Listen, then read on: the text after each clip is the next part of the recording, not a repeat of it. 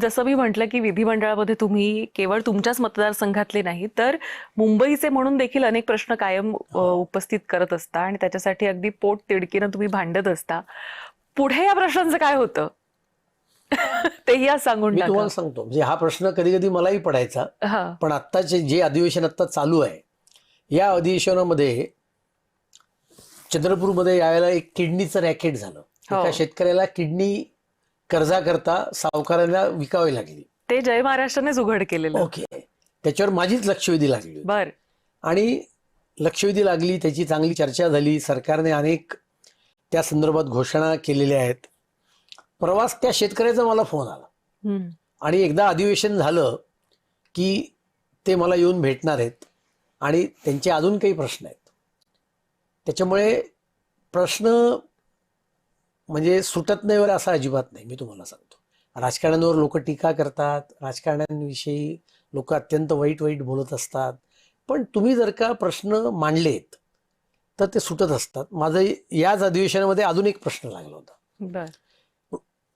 एका वृत्तपत्रात मी बातमी वाचली की अंधेरीच्या एका शाळेने जुळ्या ऑटिस्टिक मुलींना प्रवेश नाकारला. माझा प्रश्न लागला. प्रश्न लागल्यानंतर ते अधिकारी मला येऊन भेटले आणि त्याच्यामध्ये त्यांनी आम्ही त्यांना आता प्रवेश मिळवून दिला. म्हणजे सरकारने त्यांना बसची फॅसिलिटी दिली, त्यांना सगळ्या गोष्टींची सोयी सवलती दिल्या आणि त्या मुलींना कॉर्पोरेशनची शाळा नसताना सुद्धा कॉर्पोरेशनचे शिक्षक अशा स्पेशल चाइल्ड्स करता जे कॉर्पोरेशनच्या शाळेमध्ये रोटेशनवर फिरवले जातात, ते शिक्षक त्या खाजगी शाळेमधल्या त्या मुलींकरता पाठवण्याचा धोरणात्मक निर्णय महानगरपालिकेने केला. ही इतकी समाधान देणारी बाब आहे. म्हणजे मी त्या मुलींनाही ओळखत नाही, तिच्या पालकांनाही ओळखत नाही. मी तर वृत्तपत्रात बातमी वाचली, त्याच्या आधारावर मी प्रश्न टाकला. पण प्रश्न टाकल्यानंतर तो लागल्यानंतर या संदर्भातल्या सगळ्या कारवाया झाल्या आणि त्यामुळे हे खरं आहे की प्रश्न अनंत आहेत. पण जसं ते एक संघामध्ये आम्ही वाक्य शिकतो ना की माना तो अंधेरा घना है लेकिन दिया जलाना कहाँ मना है. वाह. आणि त्यामुळे आपण प्रश्न मांडले पाहिजे, सभागृहामध्ये लक्षवेधी ठेवल्या पाहिजेत, चर्चेमध्ये सगळे मुद्दे उपस्थित केले पाहिजेत आणि यातून 100% प्रश्न सुटतात. आणि जर का सभागृहाच्या माध्यमातून नाही सुटले तर आश्वासन समिती आहे ना, आश्वासन समितीकडे गेलं पाहिजे. माझा जो प्रश्न असतो आणि त्याला जे मंत्री आश्वासन देतात ते मी एका कागदावर लिहून ठेवतो आणि अधिवेशन झालं की त्याचा फॉलोअप करायचा. शेवटी प्रश्न अनेक आहेत, त्यामुळे अनेक आश्वासने दिली जातात. पण आपल्याला जर का आपले प्रश्न सोडवायचे असतील तर त्याचा नंतर निरंतर फॉलोअप करावा लागेल. भातखळकर, तुम्ही एक अभ्यासू नेतृत्व आहात म्हणून कदाचित तुम्ही हा फॉलोअप घेत असाल, पण असे अनेक आमदार आम्ही पाहिले आहेत की ते फार बोलतही नाहीत सभागृहामध्ये. तर त्याचं काय करायचं? बघा की म्हणजे तुम्ही म्हणताय ते बरोबर आहे, खरं आहे ते. पण सभागृह हा एक प्रश्न सोडवण्याचं एक माध्यम आहे. अनेक आमदार सभागृहात बोलत नसतील पण ते आपल्या मतदारसंघात खूप काही काम करत असतात, वेगवेगळ्या माध्यमातून काम करत असतात. मला अनेक आमदार माहिती आहेत जे सभागृहात कदाचित कमी बोलत असतील पण त्यांच्या मतदारसंघात NGOच्या माध्यमातून, अन्य माध्यमातून ते खूप मोठं सामाजिक काम करत असतात. प्रत्येकामध्ये ती त्यांचं टेंडन्सी नसते. सभागृहात बोलायचं तर तुम्हाला 5-5 तास बसून राहावं लागतं, 10 मिनिटातच बोलावं लागतं. हो ना. कारण सभागृहात वेळ फार कमी असतो. मग ते 10 मिनिटात बोलणं म्हणजे आता आपण एका प्रकारे गप्पा टप्पाच मारतोय. जॉन एफ केनेडींचं फार जगप्रसिद्ध वाक्य आहे, ते फार प्रभावी वक्ते होते, हे तर आपल्याला माहितीच आहे. ते असं म्हणाले होते की मला जर का 10 तास बोलायचं असेल तर मी 10 मिनिटं तयारी करतो आणि मला जर का 10 मिनिटं बोलायचं असेल तर मी 10 तास तयारी करतो. कमीत कमी वेळामध्ये अधिक प्रभावी. आर्टिक्युलसनेस हा इतका महत्वाचा आहे. आता तो प्रत्येकातच असेल हा गुण आहे. शेवटी हा एक परमेश्वराने म्हणा किंवा निसर्गाने दिलेला एक गुण असतो की योग्य शब्दामध्ये 8-10 मिनिटांमध्ये तो विषय, तो प्रश्न मांडणं ही एक गुणाचं आता प्रत्येकात ती क्षमता असेल असायचं कारण नाही. आणि त्यामुळे हे खरं आहे. पण ॲट द सेम टाइम अनेक जण बोलत नसतात, त्यात उत्साहाने भाग घेत नाहीत, कारण बऱ्याचदा निराशा येते. की मी तसं आता म्हटलं की या 2 जुळ्या ऑटिस्टिक मुलींचं उदाहरण दिलं की महापालिकेने निर्णय घेतला तो केवळ एका प्रश्नावर. आणि असं अनेकदा घडत असतं. प्रश्न जर का तुम्ही चांगले प्रश्न टाकलेत, जेन्युइन प्रश्न टाकलेत, तर यंत्रणा सुद्धा सजग होते, काम करते. आणि माझा व्यक्तिगत अनुभव तुम्हाला मी सांगतो की आपण चांगले वागलो तर सरकारी यंत्रणा जी अनेकदा आपल्याला बत्थड वाटते, संवेदनहीन वाटते, ती सरकारी यंत्रणा सुद्धा कार्यक्षमतेने काम करते. तेही तेवढाच चांगला प्रतिसाद देतात.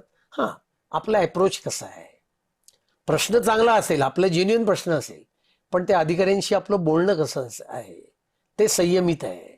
ते शेवटी या जगात सगळे चोर आहेत असं बघितलं तर मग त्याला काही अर्थ नाही. ती मी गेल्या वेळच्या अधिवेशनात अंतिम आठवडा प्रस्तावावर बोलताना मी महाभारतातली कथा विरोधकांना उद्देशून सांगितली.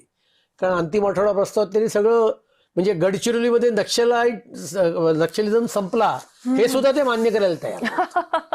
आणि त्यामुळे स्टील इंडस्ट्री आली तिथं, आली ना, आणि नक्षलिझम संपला ना, भूपतीने समर्पण केलं. म्हणजे हे किती चांगलं चित्र होतं की भूपतीने आपल्या हातातली AK-47 मुख्यमंत्र्यांच्या हातात दिली आणि मुख्यमंत्र्यांनी भारतीय घटनेची प्रत ही एका नक्षलवादी नेत्याच्या हातात दिली. ही किती चांगली गोष्ट आहे. पण ती बघण्याची दृष्टी पाहिजे.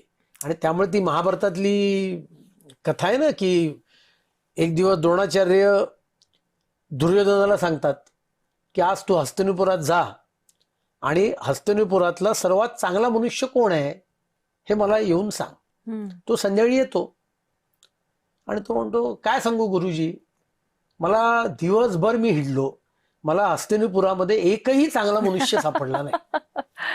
दुसऱ्या दिवशी द्रोणाचार्य युधिष्ठिराला सांगतात आणि त्याला सांगतात की तू आज हस्तिनापुरात जा आणि मला हस्तिनापुरातला सर्वात वाईट मनुष्य कोण आहे तो मला येऊन सांग. युधिष्ठिर संध्याकाळी येतो. तो म्हणतो गुरुजी काय करू, मी इतक्या लोकांना भेटलो, मला एकही वाईट मनुष्य सापडला नाही. म्हणजे युधिष्ठिराला एकही वाईट मनुष्य सापडला नाही आणि दुर्योधनाला एकही चांगला मनुष्य सापडला नाही. माणसं तीच होती, दृष्टिकोनातला फरक होता. आणि त्यामुळे आपण जर का पॉझिटिव्ह दृष्टीने बघितलं तर मला वाटतं खूप प्रश्न सुटत असतात. खरंय. तुम्ही आता जसा प्रश्न उपस्थित केलात की 10 मिनिटं बोलायला सुद्धा 5-7 तास ह्या आमदारांना थांबावं लागतं. उद्या डिलिमिटेशन नंतर जेव्हा 360 जवळपास म्हणजे 360 डिग्रीमध्ये आमदारच आमदार असतील, अशा परिस्थितीमध्ये अंगावर काटा येतोय. 288 मध्ये ही स्थिती आहे तर 360 मध्ये काय. अर्थात महिला आरक्षणाचं आम्ही स्वागत करतो आणि ते आलंच पाहिजे, तो काही मुद्दा नाहीये. पण त्यावेळेला सभागृहाची रचनेत काही बदल करता येतील. जी आत्ता संसदीय आयुध आहेत ती काही नव्याने रिफॉर्म करता येतील. आणि मुख्य म्हणजे मी तुम्हाला एक हे सांगू बघा की अधिवेशनाचा कालावधीच वाढला पाहिजे. खरं तर ॲडमिनिस्ट्रेटिव्ह कमिटी जी देशभरात बसली होती त्यांनी असं म्हटलं होतं की विधानसभेचं आणि पार्लमेंटचं अधिवेशन हे वर्षातले 100 दिवस चाललं पाहिजे. आपण आता पाहतोय की अधिवेशनाचा कार्यकाल हा दुर्दैवाने कमी होत चाललेला आहे. खरं तो वाढला पाहिजे. पण ह्यावेळी सुदैवाने अधिक आहे. यावेळेला बजेट अधिवेशन आहे त्यामुळे वर्किंग 20 दिवसाचं हे अधिवेशन आहे. पण पूर्वी 1.5 महिन्याची पण अधिवेशन बजेटची. आणि त्याच्यामुळे अधिवेशनाचा कालावधी वाढला पाहिजे. आणि एकदा तो कालावधी वाढला तर मग यातले अनेक प्रश्न सुटतील. आणि हे म्हणजे हा एक यज्ञ आहे. यात सगळ्यांनीच आपले दृष्टीने कॉन्ट्रीब्युशन केलं पाहिजे. आमदारांनी केलं पाहिजे, ब्युरोक्रसीने केलं पाहिजे, सत्ताधाऱ्यांनी केलं पाहिजे, विरोधी पक्षांनी केलं पाहिजे. नाहीतर बऱ्याचदा काय होतं की विधानसभा म्हणजे मग राजकीय आखाडा आहे, काही राजकीय स्कोअर सेटल करण्याकरता वापरलं जातं. मग सत्ताधाऱ्यांना वाटतं कशाला पाहिजे अधिवेशन, नाहीतरी राजकीय इश्यूज काढणार आहेत काहीतरी. बरोबर. खरं आपण संसदीय लोकशाही स्वीकारलेली आहे आणि आता काही 5 वर्ष सत्ता बदल होणार नाहीये. आणि त्याच्यामुळे संसदीय आयुधांच्या माध्यमातून जर का प्रश्न सुटले तर या सगळ्या सिस्टीमवरचा आपलाही विश्वास वाढेल आणि ती अधिक भरभक्कम होईल असं मला वाटतं.